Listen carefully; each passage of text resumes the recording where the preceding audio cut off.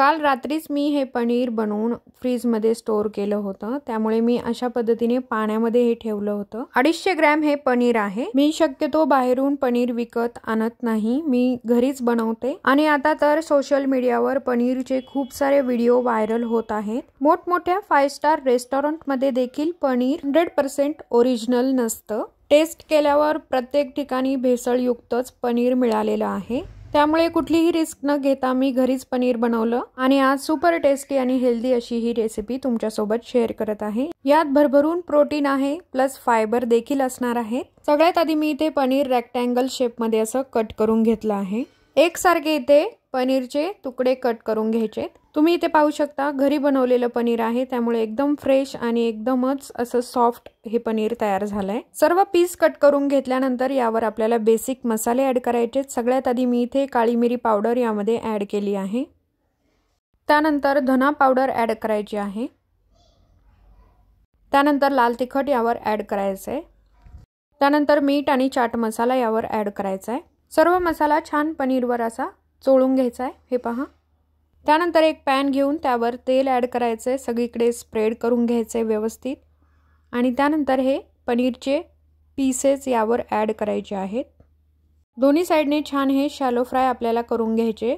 जास्त फ्राय करायचं नाही, हलका आपल्याला फक्त शॅलो फ्राय करून घ्यायचे। दोन्ही साइडने व्यवस्थित असं आपल्याला पनीर फ्राय करून घ्यायचे, हे पहा अशा पद्धतीने।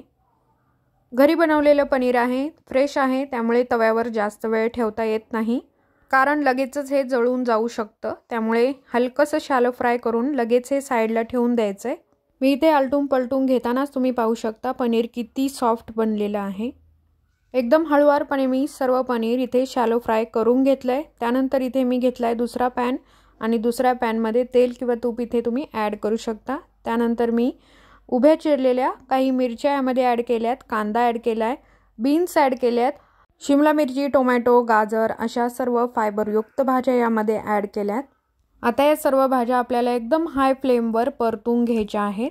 जवळजवळ 5-7 मिनिटं या भाज्या आपल्याला परतून घ्यायच्या। त्यानंतर यामध्ये आलं लसूण पेस्ट ऍड करायची आणि मग एकदा परत मिक्स करायचं आहे आणि 1-2 मिनिटे अजून परतून घ्यायचंय।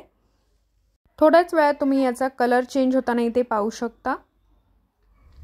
भाज्या छान परतून झाल्यात आणि आता वेळ आहे यामध्ये मसाले ऍड करण्याची। सगळ्यात आधी मी इथे धना पावडर ऍड केली, त्यानंतर मीठ ऍड केलंय, लाल तिखट ऍड केलंय। सर्व ऍड केल्यानंतर हे व्यवस्थित असं परतून घ्यायचंय, मिक्स करून घ्यायचंय।